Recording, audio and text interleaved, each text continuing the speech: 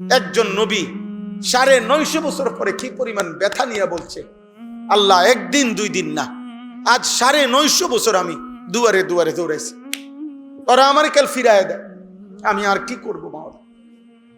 এই আল্লাহ তখন জানাইছে নূহ আর লাগবে না, ওয়া উহিয়া ইলা নূহিন আন্নাহু লান ইউমিনা, আর ঈমান আনবে না, শেষ, তুমি নৌকা বানাও, আমি তুফান দিয়ে শেষ করে দেব, আমি বন্যা দিয়ে শেষ করে দেব।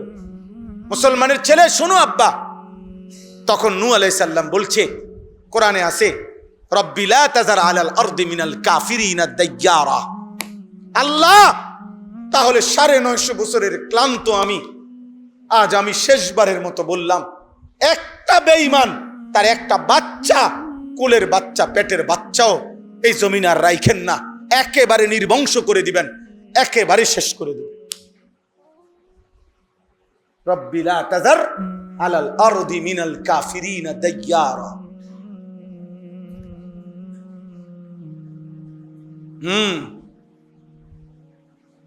আউলি আম্বিয়া নবী মনের কষ্ট যখন উঠে গেছে, তো এবার আর বলছে আল্লাহ একটারও বাঁচায়েন, ফলে আল্লাহ তাআলা আর কাউরে বাঁচায়, মাত্র 80 জন লোক। নূহ আলাইহিস সালাম 950 বছরে নূহ আলাইহিস সালামের ঈমানদার সঙ্গী ছিল মাত্র 80 জন। বুঝেন কিছু? 80 জন 950 বছর কত বছরে কয় বুঝছেন? 950 টাকারে কয় নাকি? 950 টাকা তো মামুলি টাকা। 950 বছর কি আমনের আমার বাপ দাদার 14 গোষ্ঠী একত্র করলে কয় 950 বছর কয় দিন হইব? এই জন্য ছেলের আব্বা আল্লাহর কোন নেক বান্দা, আল্লাহর কোন প্রিয় বান্দার বদদুয়ার ভাগীদার হইও। কি করছো তোমরা? মা যদি বলে ফেলে, পুত আহা তুই বুঝি মারে এত বেজ্জতি করলি, তোরে পুত আমি 2 বছর দুধ খাওয়াইলাম, তুই বুঝি আমার আল্লাহরে একটা সেজদা দেস না। মা যদি বলে ফেলে আব্বা তোর জীবন শেষ হয়ে যাবে। বাপ যদি বলে, বাপ ফুত আমি 12টা বছর 16টা বছর 18 বছর তোর লাগা কষ্ট করে রোজগার করছি, কষ্ট করে না খাইয়া না দাইয়া, তুই বুঝি আমার এত বড় বেজ্জতি করলি, তোমার জীবন শেষ হয়ে যাবে। মা বহুত আদর করে সন্তানকে মানুষ করে। আমার ছেলে ঢাকা পড়ে, আমার বড় ছেলে হাফেজ সালমান নাহাবি মীর জামাতে পড়ে কওমি মাদ্রাসায়। তো আজকে প্রায় 2.5 মাস পরে বৃহস্পতিবার দিন, এই যে বৃহস্পতিবার, আজকে হলো রবিবার, আমি ঢাকার থেকে তারে মাদ্রাসার থেকে সকালবেলা 11:30টার দিকে আমার গাড়িতে করে আনছি আমি নিজে। তো আনার পরে দুপুরবেলা 3টা 3:30টার দিকে আমি ভাত খাইতেছি, আমার ছেলেটাকে নিয়ে বসছি, আমার ছোট ছেলে মেয়ে ছোট মেয়ে খাইতে বসছি একসাথে। অনেক তরকারি, অনেক কিছু, গোশত মাছ টাছ, আমার বিবি ওর মা ও রান্না করছে, রান্না করে এগুলা সব দিছে। তো পাশে বইছে মুরাদ। তা আমি ওরে বললাম যে তুমিও বসো, তুমিও খাও, প্লেট নাও। ছেলেটাও বইছে। তো আমি উদাহরণ দেওয়ার জন্য বুঝাইতেছি আর কি। ও বলতেছে, আমার বিবি ওই আমার ছেলের মা, বলতেছে আমার ফুতে আসগা 2-2.5 মাস পরে আইছে, আমার ফুতে খাক, আমি কত চাই। মা কেমন হয়? সন্তানের মা এমনই হয়। এভাবেই প্রতিটা মা সন্তানকে কি করছে, যে আমার ফুতে খাক, আমি কত চাই, আমার ফুতে আজ, মানে অর্থাৎ ভাবটা এমন যে আরে আমার ফুতে আজগা 2.5 মাস মাদ্রাসায় কি খাইছে না খাইছে।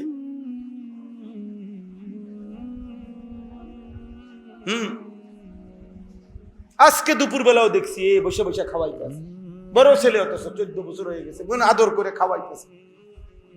মায়েরা সন্তানের জন্য এভাবে বড় করে।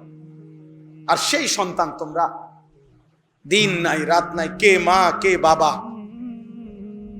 আহা বন্ধু, আড্ডা, মোবাইল, নারী, নর্তকী, জিনা, ব্যভিচারের দৃশ্য। মানুষ না হাইওয়ান, না জানোয়ার, না পশু, খুব কত ওয়াক্ত নামাজ চলে যায়, কত আজান হয়ে যায়। 365 দিন, এক বছরে মানুষ রূপী এই জানোয়ার একদিনও ফজরের নামাজ পড়ে না। এটা আস্থা জানোয়ার, এটা আস্থা জানোয়ার, এটা আস্থা জানোয়ার। এটা মানুষের ঘরে পশুরূপ, মুসলমানের ঘরে। ইন্নামা আনতা নাযীর। আল্লাহ বলছে, বন্ধু আপনি হচ্ছেন ভয় প্রদর্শনকারী। কবরের ভয় দেখান, জাহান্নামের ভয় দেখান। কোরআনে আছে ফাদাক্কির ইন্নামা আনতা মুদাক্কির।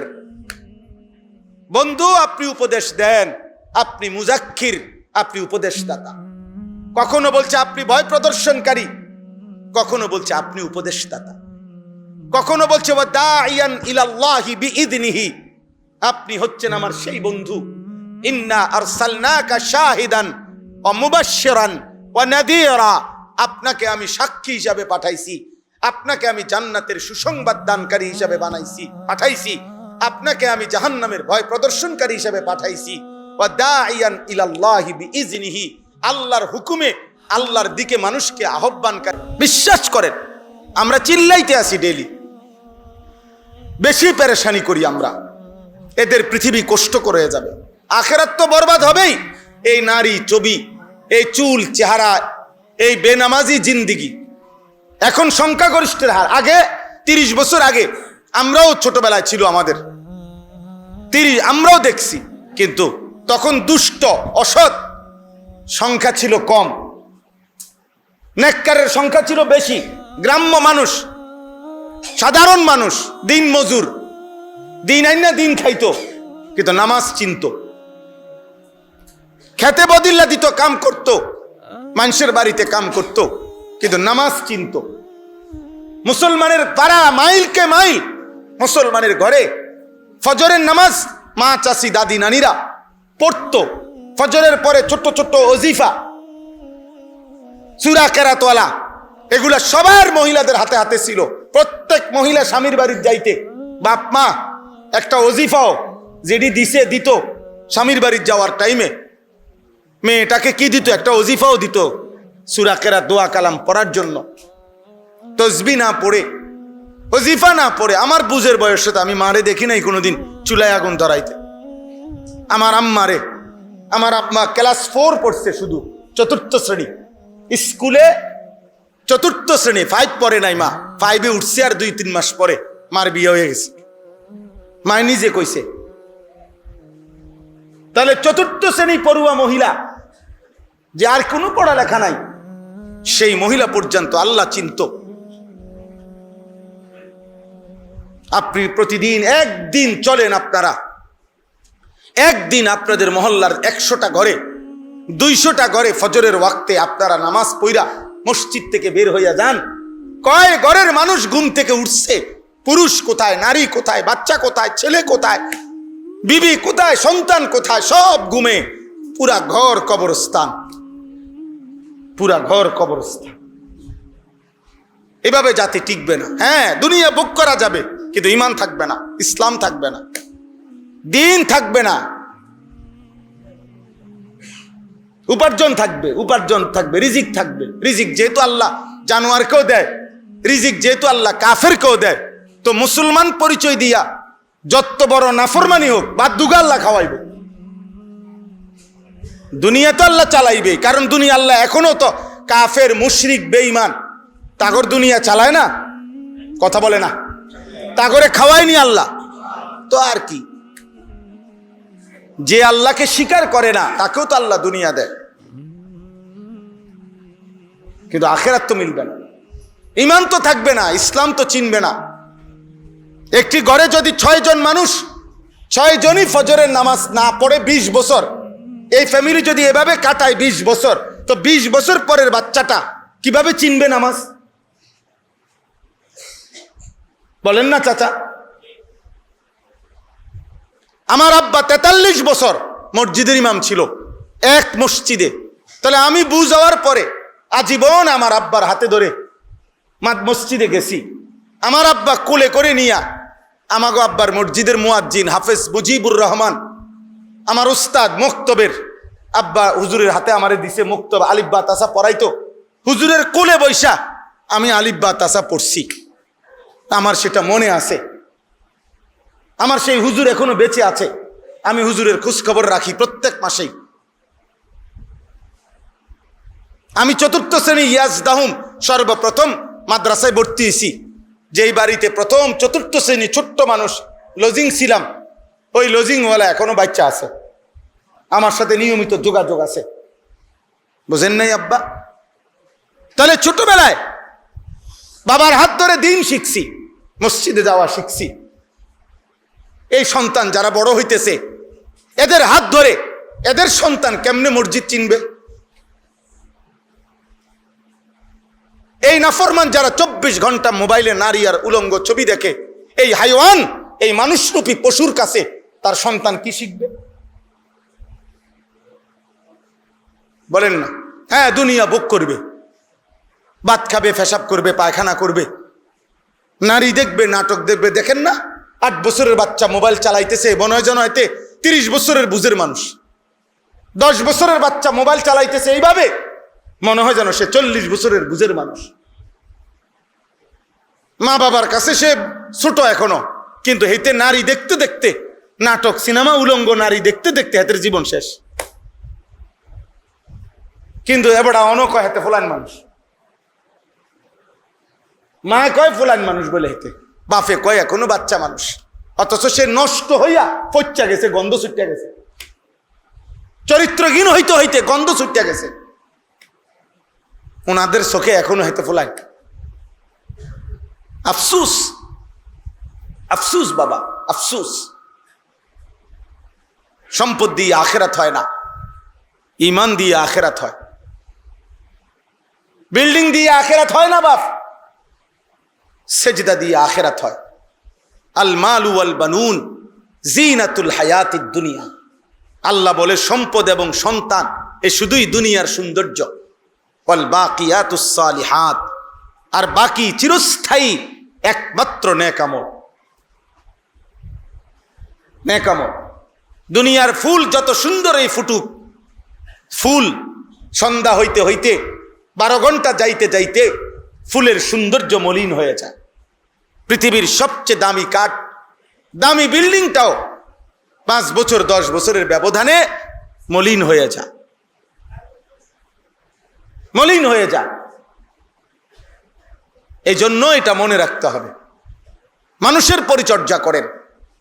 একটা ছেলেও যদি বুঝো বাবা, নষ্ট হইও না। অসৎ বন্ধু, চরিত্রহীন বন্ধুর খপ্পরে পড়ে ভালো থাকতে পারতা না। চরিত্রহীন সমবয়সীর সাথে যে চলবা, মনে রাখো সে তোমারে ভালো হতে দিবে না।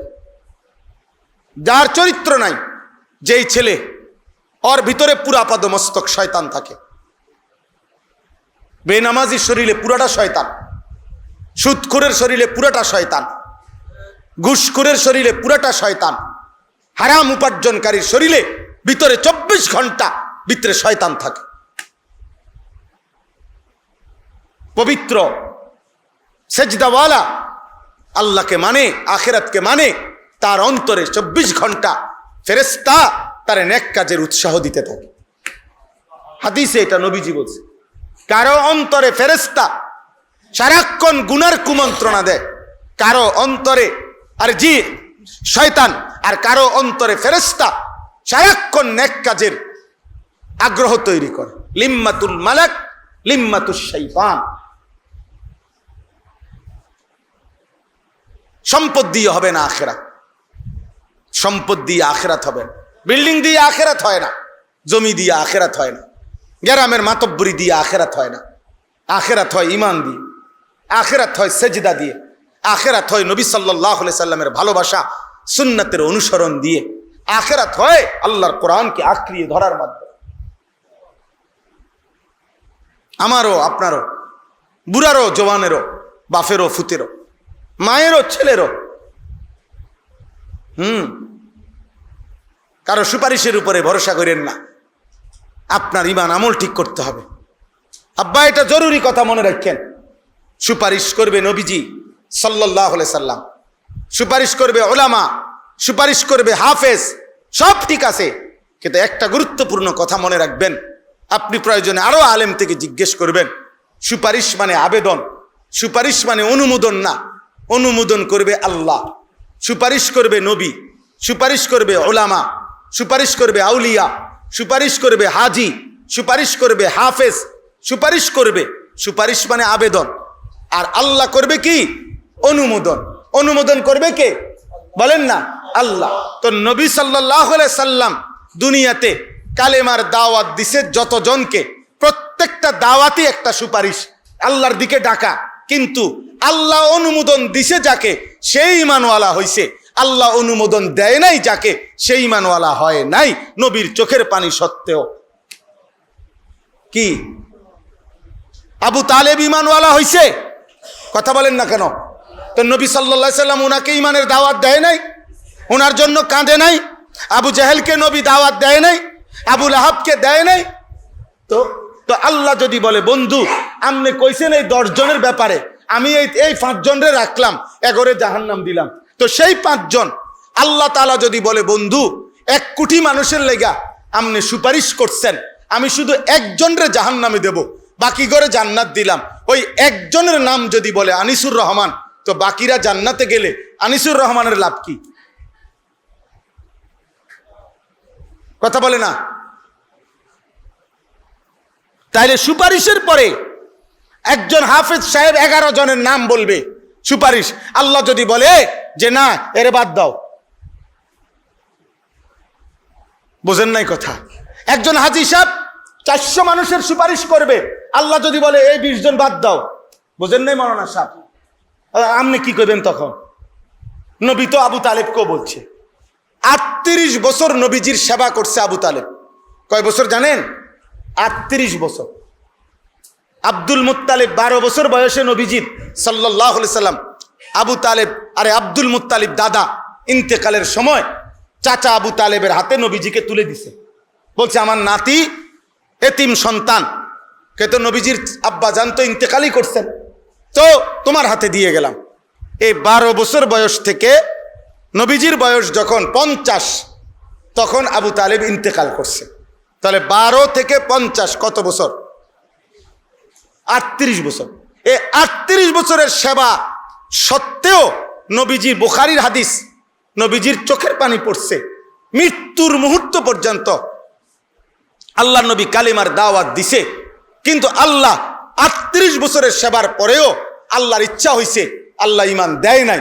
আর ওমর এবেটা তরবারি হাতে, খোলা তরবারি হাতে নবীকে হত্যা করতে রওনা দিছে। বাহ্যিকভাবে নবীর কথা শুনবার, ঈমান আনবার বাহ্যিক কোনো নমুনাই তার মধ্যে ছিল না।